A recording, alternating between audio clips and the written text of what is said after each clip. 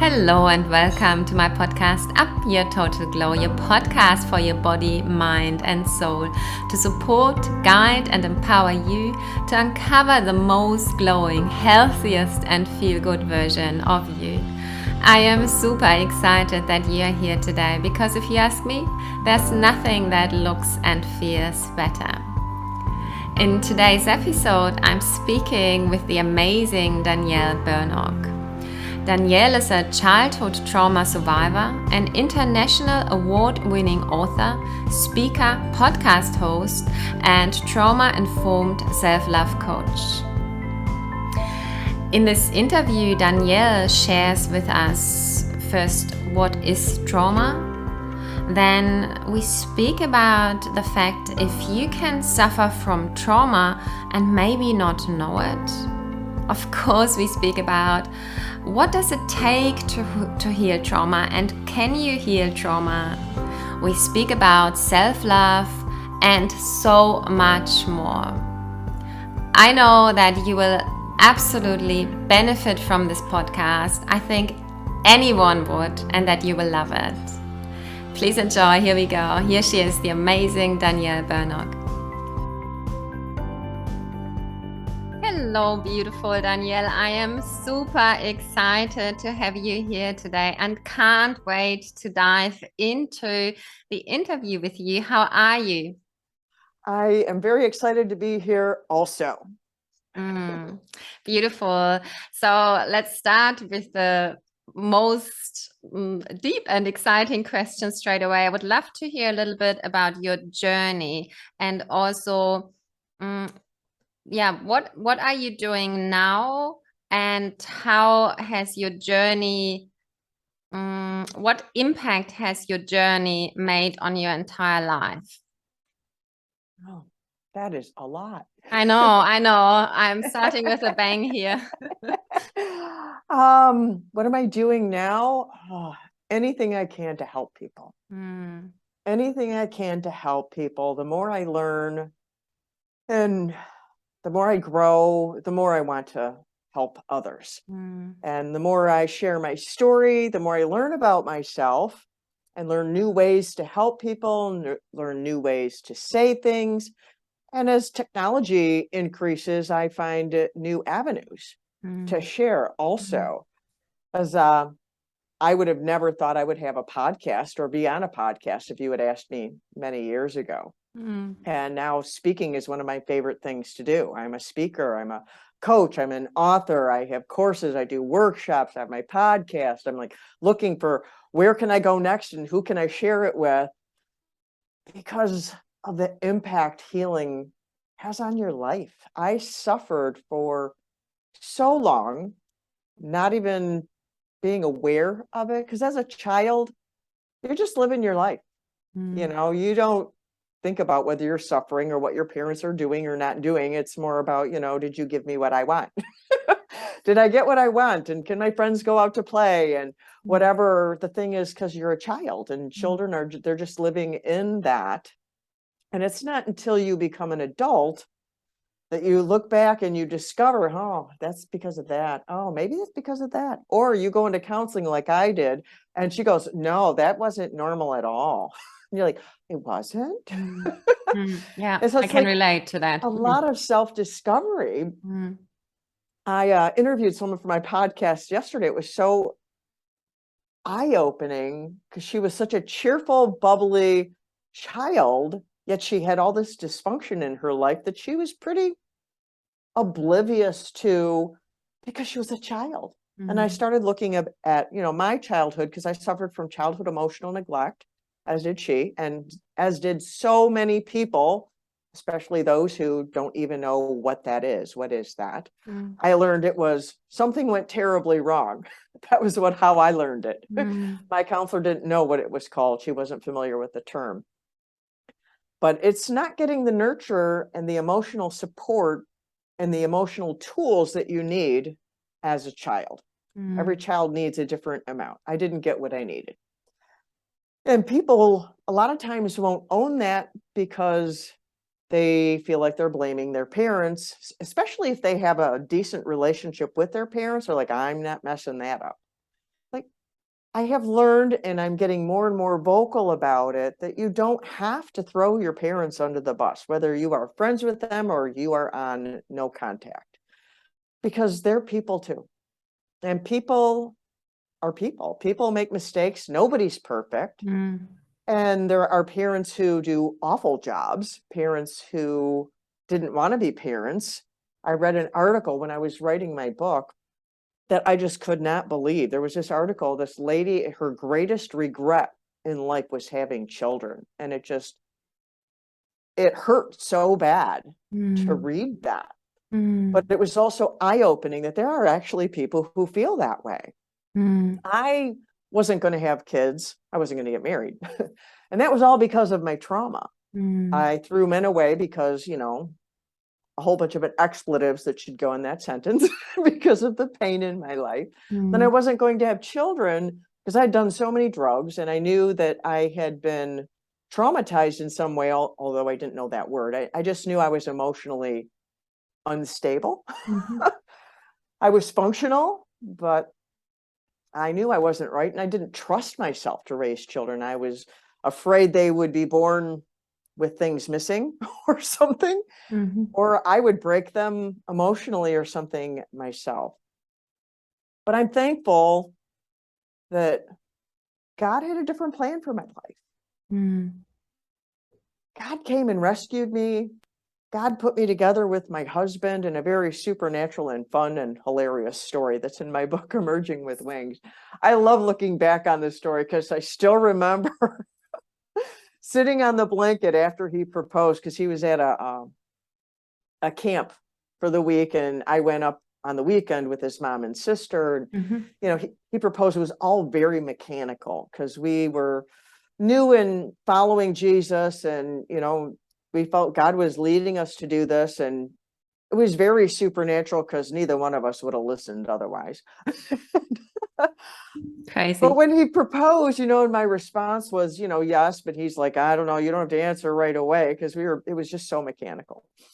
And no ring, no nothing. We had been dating, I guess you could call it that, but it really wasn't. We never went out to a restaurant or had dinner or anything like that.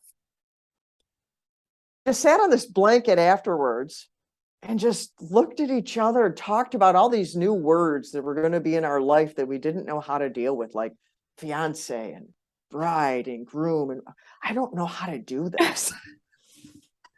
I love revisiting that because it's so comical. It's yeah.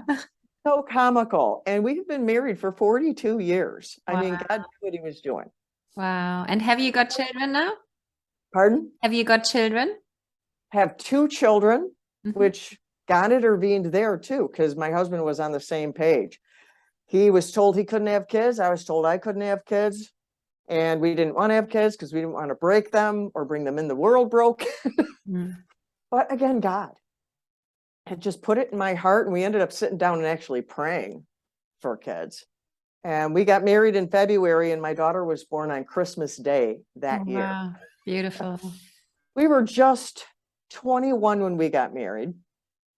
And so I was 22 when she was born. I was really young, which is funny because I didn't really realize that till I've been having conversation with my daughter. She's a business owner. She owns a hair salon.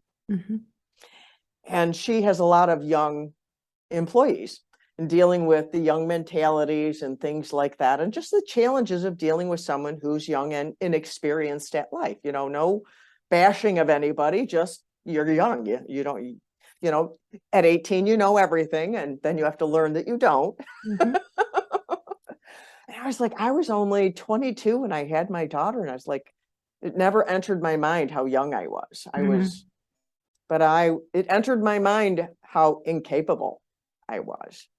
I leaned into the God of my faith, and both of my kids, their middle name means grace. That was my heart just crying out with a really loud, God help me or we're all going to die kind of thing. And he did. I look back and I am amazed. My children are amazing humans. They are both married, been married in double digits. They both have children. They're both amazing parents. none of them are perfect. None of the children are perfect. So just saying they're amazing. I'm not trying to overdo that, but I'm just really proud of them. The emotional intelligence that they gained because of grace just really blows me away. As I watch them emotionally nurture my grandchildren, sometimes it brings me to tears. Beautiful. And they don't really get that, because they don't know what it's like to be that emotionally broken. I mean, they've been through hard things. My daughter almost died giving birth to my granddaughter. They had to take my granddaughter from her body to save her life. And then we hoped my granddaughter would live. She was quite a preemie. Was in the NICU for over a month. Wow.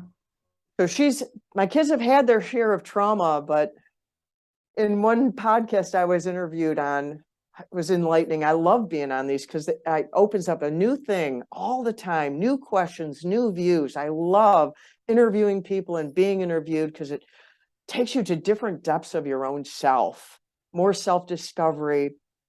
And her question was, what are you breaking? What chain are you breaking in your generation, or are you working on? I'm like, oh my goodness, so many. But when I thought about it, I'm like, there's one that I have broken, that I have obliterated. I mean, there's a lot of them that I'm still working on. There's a lot of side effects of trauma. I had a lot of trauma in my life. But the one thing that I am just so thankful is I grew up feeling unloved. And I said, if I do anything right, my children are going to know that they are loved. They are going to feel loved. I might screw up everywhere else, but they're going to know that they are loved. And that's something that they both do know, something they pour into their children. And so I'm very, very thankful for that, because love heals. Love empowers you. You can get through anything when there's love. You might, suffer the side effects and have to heal and go through that.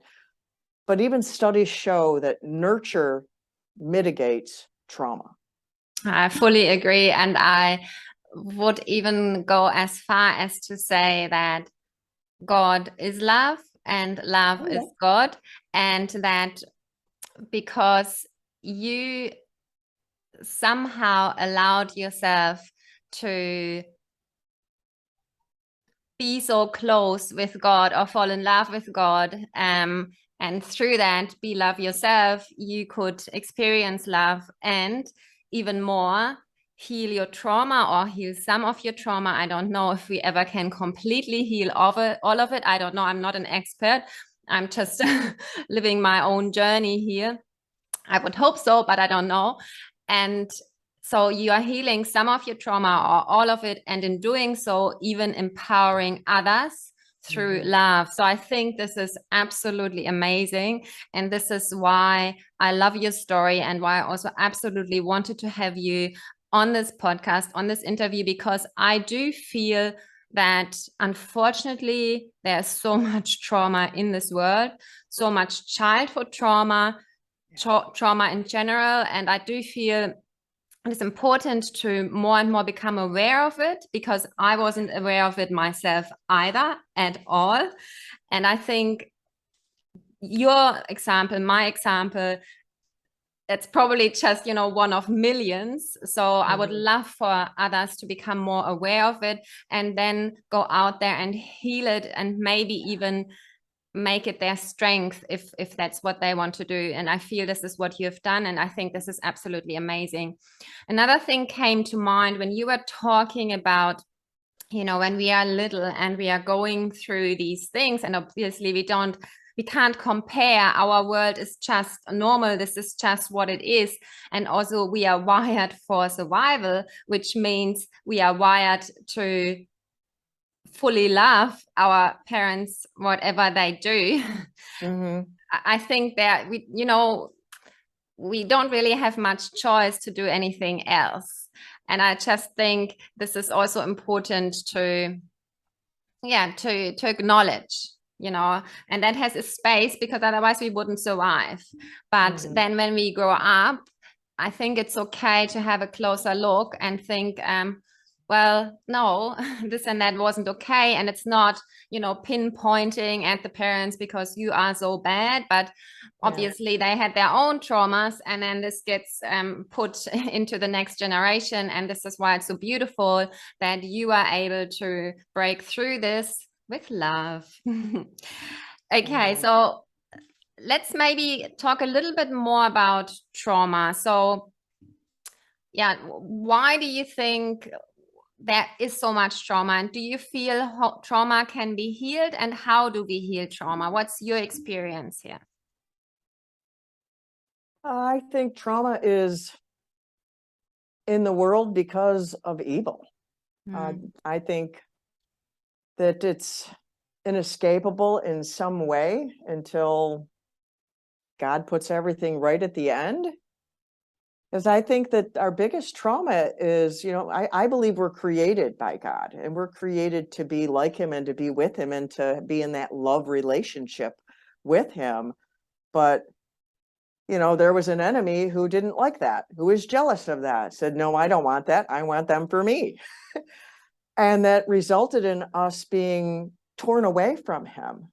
And I think about like the stories of refugee families and like what's going on in the Ukraine and children who are being ripped away from parents, and that causes trauma. And when we were created to be with God, but we got ripped away from him, I believe that created trauma in the fabric of our being, of who we are, until that gets healed. When we get reconciled, that's where, I'm a Christian. I believe in that kind of salvation, and I believe that begins the healing. But it's not, say a prayer and you're all done. There's a lot, there's a lot to do there. There are people who kind of propagate that, and I am really not going to go off on that tangent because that is upsetting to me, because it misleads people and it causes more pain, because they'll do something and then they won't get the result that they expect, and then they're left re-traumatized.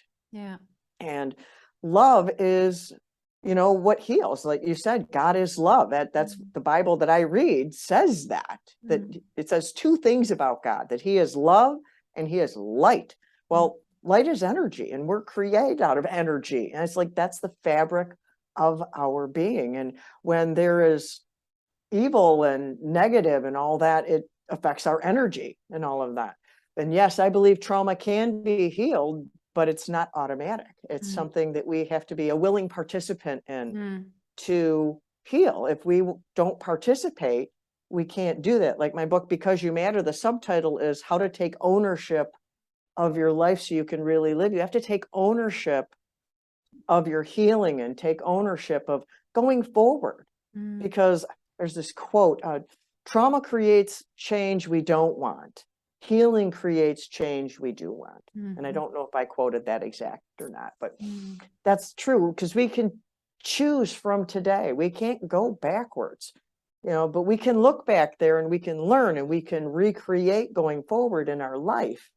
We can use all those broken pieces and create something even more beautiful. Like think of stained glass, or they make things out of mosaic, the broken pieces of pottery and stuff. You can make something absolutely gorgeous out of broken things. And we can be better than the beginning, because I believe that's how God rolls. I just believe that's how he rolls, because he is love, and he is beautiful, and he created us to be beautiful. And if we will be a voice for healing, a voice for love, that's why I call myself that lady on the internet who loves you, because people need to know that they are loved right there, right now. You who are listening right now, you are loved right where you are. I don't care what you did yesterday. I don't care what you're in the middle of right now. You are loved right there, right now, and you have great value. Beautiful. I fully agree. I love it. Absolutely.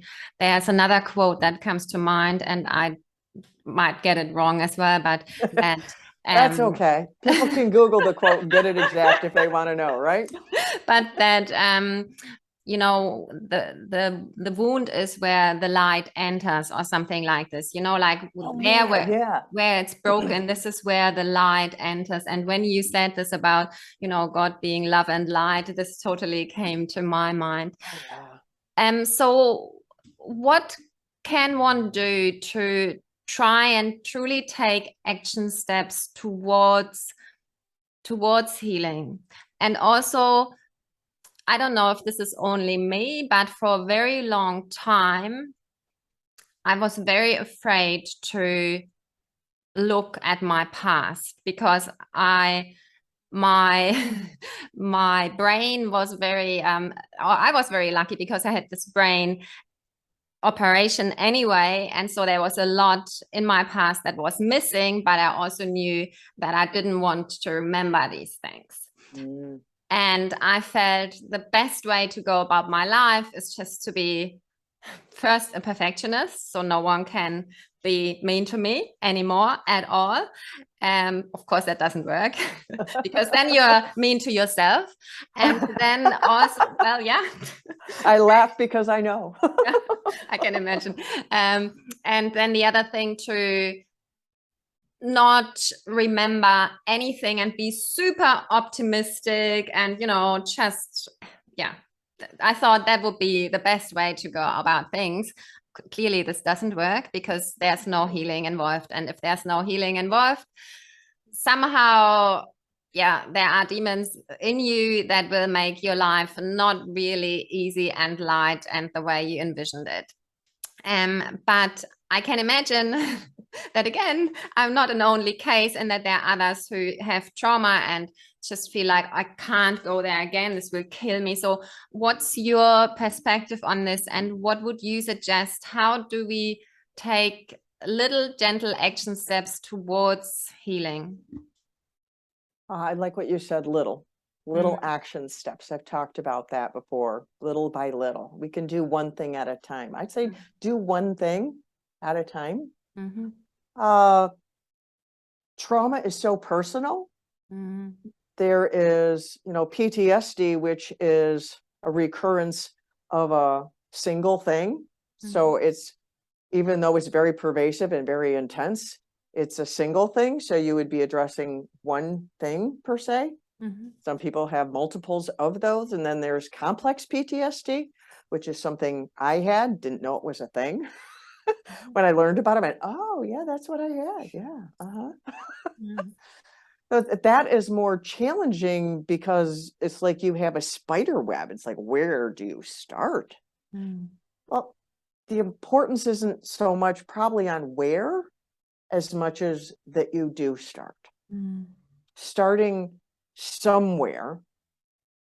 And I mean, I could list lots of different options because, and it's personal. So I tread lightly here of where someone's at. Where is your greatest challenge in living everyday life, maybe? What is the thing that makes it the hardest to get through each day? Pick one thing about that and maybe get to the bottom of that one thing. Because trauma has side effects, you know, and I have an assessment on my website that people can take to find out, how much is your childhood affecting your life right now? 30 questions, but it's multiple choice. Very easy to take.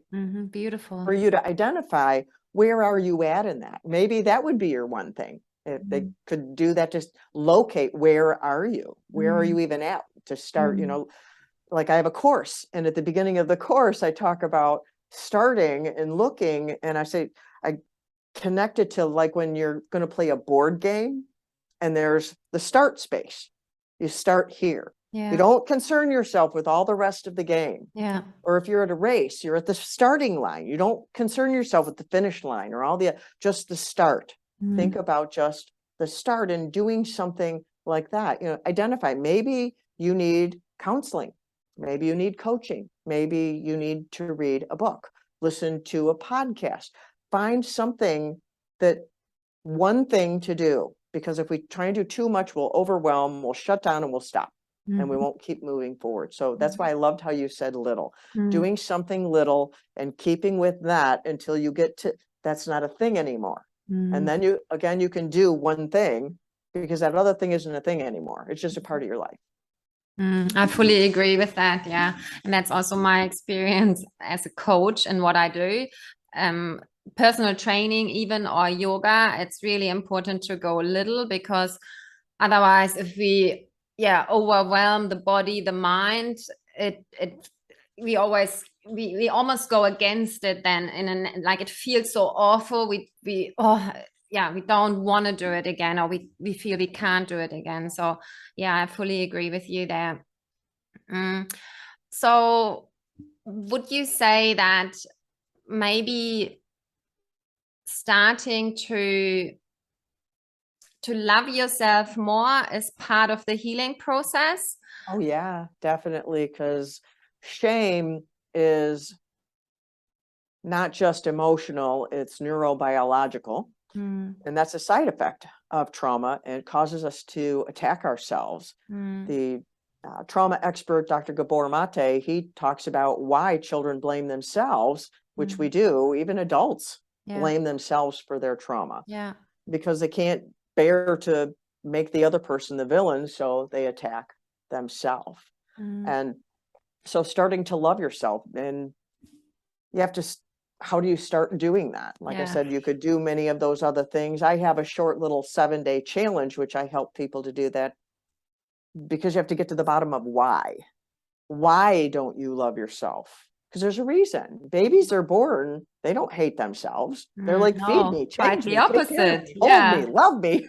You know, they don't give any thought to that. They have incapable of that. But in our lives, we get to a point where we start loathing ourselves, or hating ourselves, or attacking ourselves. But there's a reason why.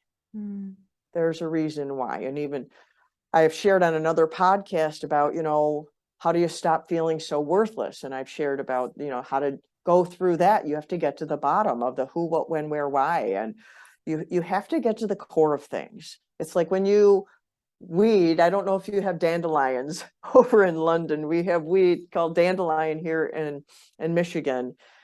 And once that gets to be a big, full blown, this year, my goodness, I saw dandelions that were 2 feet tall. I've never seen dandelions that big before. I mean, I just turned 64 last week, and I have never seen dandelions that big before. But then I never saw squirrels with red tails until 2020 that were all one color with red tails, and that was weird too. So the world's getting weird. Happy belated birthday. Thank you. But so with the dandelion, if you just pull that out, it rips off the top and it leaves the root.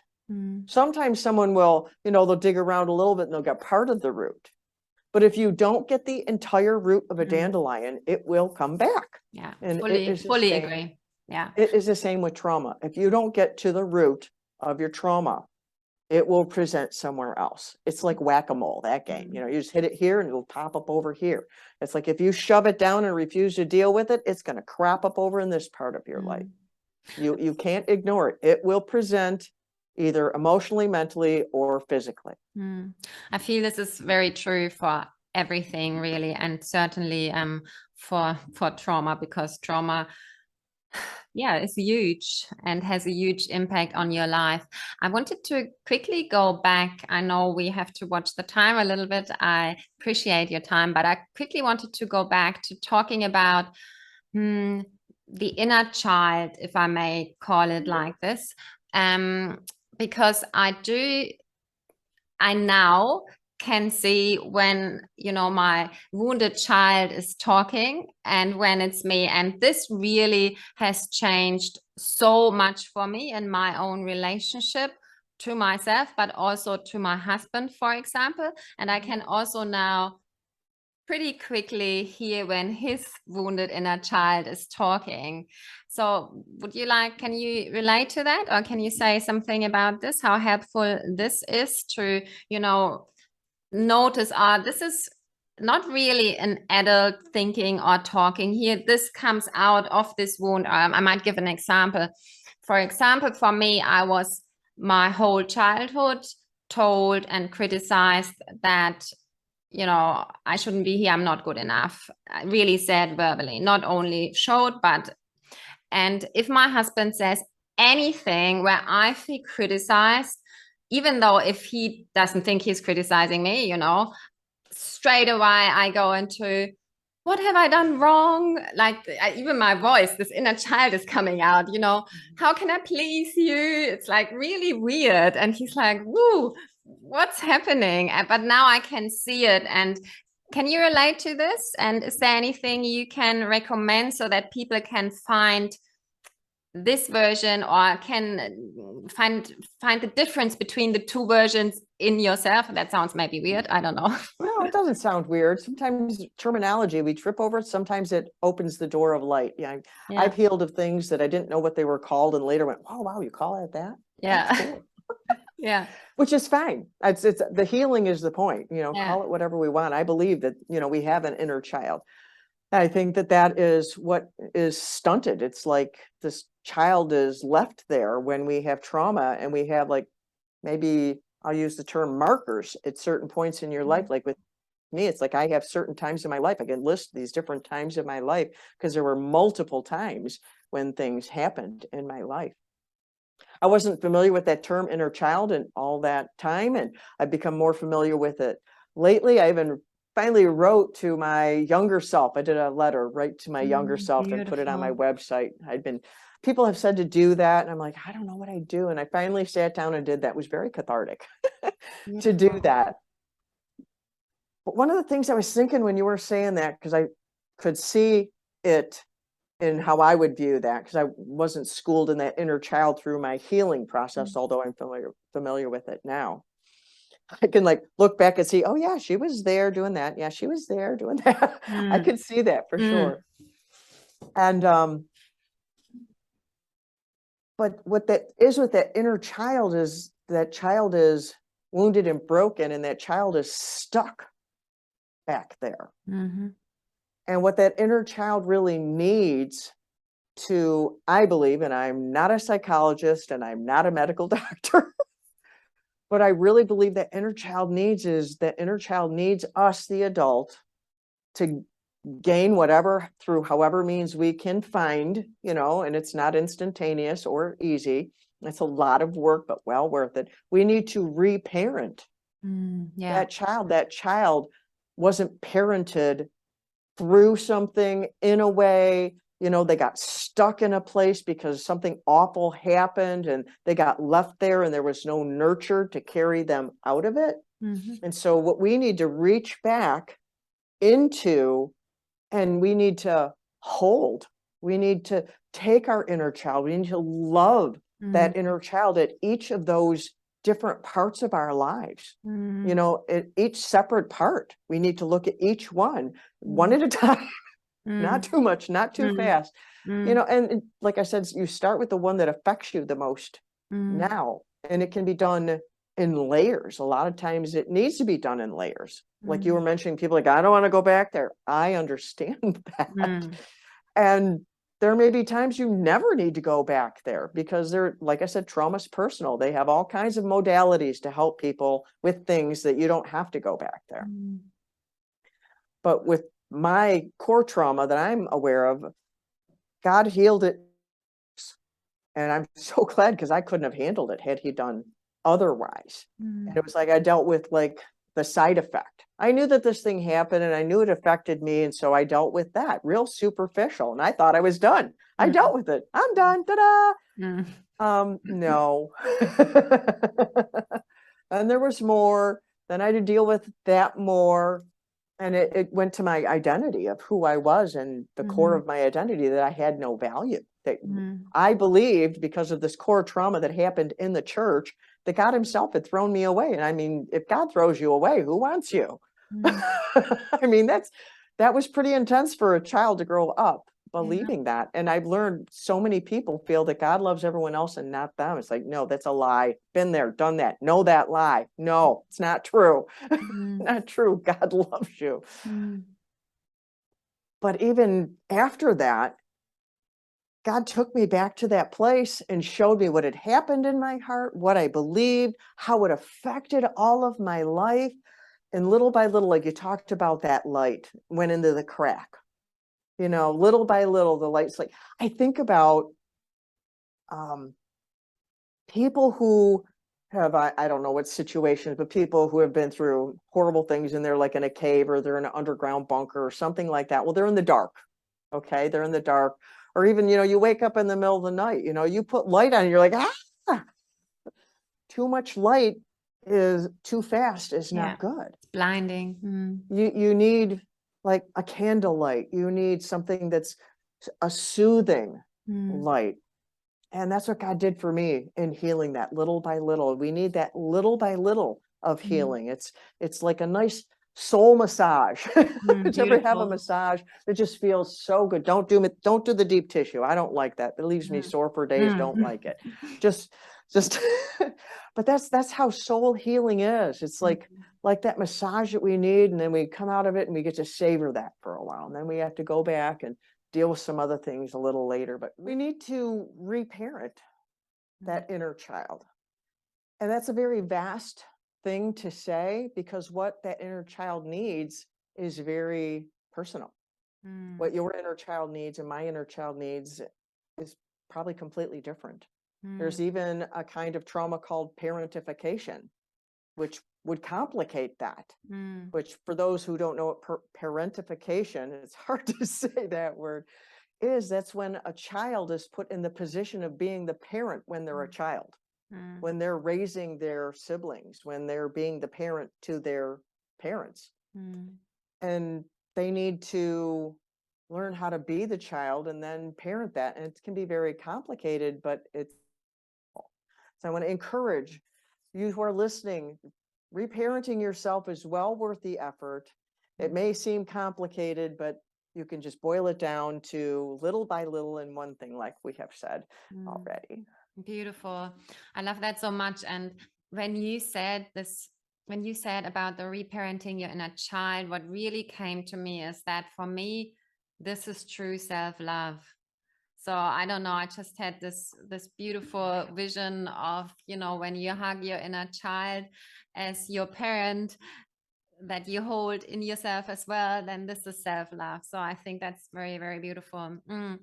Danielle, I would love for you to share 3 gold nuggets that you leave with my audience that will help them to heal.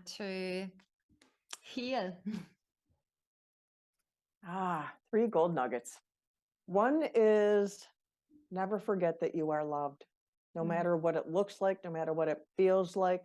Put sticky notes up all over your house, put a reminder on your phone, whatever you can do to remind yourself that you are loved. I have a free audio book at my website called Love Step.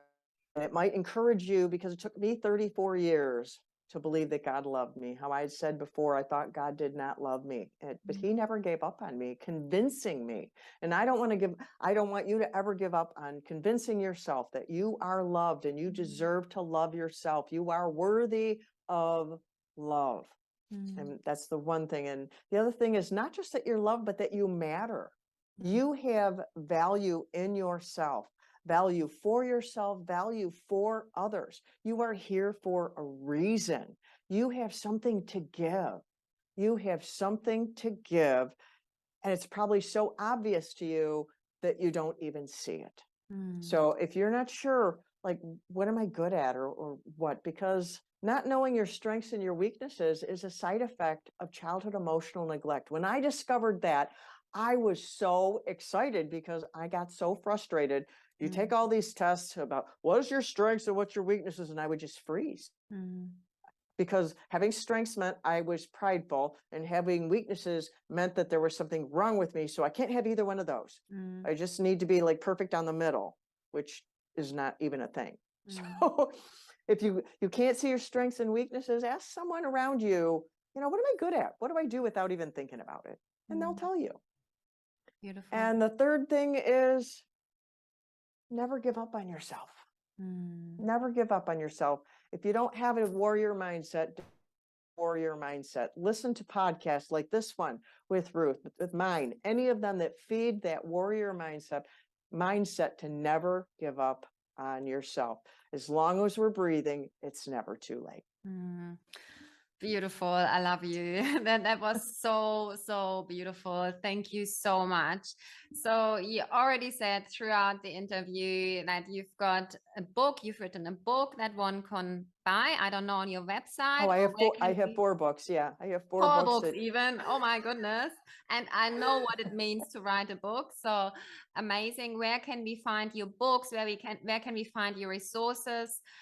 So that anyone who would love to get in touch with you can do so. Please let me know. And of course, I put all of this in the show notes. Well, I tried to make it really simple. Everything is linked to my website, DanielleBernock.com. It's BERNOCK, even though it sounds like a different. DanielleBernock.com. You can find where my books are there. I have the one free, Love's Manifesto. I don't let anyone buy it. It's only free. Beautiful. And I have a Bird Named Pain, which is only in digital and Kindle and audio. I have Emerging with Wings, which is my story of getting free from childhood trauma, finding my value, written like a love story. Yeah. Available, wherever you get books. And Because You Matter, which is the most recent one, which has 10 other people's stories in there also of how they got free from various different kinds of trauma, men and women of different ages and stuff. Really cool stories to read about. I have a YouTube channel. I interviewed some of them. We read their stories on there also. I have a playlist called Victoria Stoll's interviews on that, my YouTube channel. So there's a playlist if you want to listen to just the interviews. And the podcast and my socials and my courses and coaching and all that. You can get to all of that at my website. Oh, you are absolutely amazing. I will put all of this in the show notes. And I just want to say a huge thank you to you for what you do in our world, because I do believe that the more someone heals, the more our world heals. So I couldn't thank you enough for this amazing work, for the beauty that you give, for all the healing that you give. You are amazing. I'm a huge fan. Thank you so much. Thank you for having me. This was wonderful. And anything I can do to help anyone, it just blesses my heart. Keep glowing. I really hope you loved and enjoyed this podcast as much as I did. And yeah, that you could get a lot of healing information out of this episode for yourself. If you did love my podcast, I would be absolutely thrilled if you supported me on my mission to make our world a healthier, happier place, one person, one podcast at a time. And you can do so by liking, reviewing, and sharing my podcast. I know that you were born to live your best life and feel absolutely amazing in your beautiful body, in your brilliant mind, and in your boundless soul. So please, what are you still waiting for? Please make sure you do. I'm your biggest cheerleader. Keep glowing. Much love.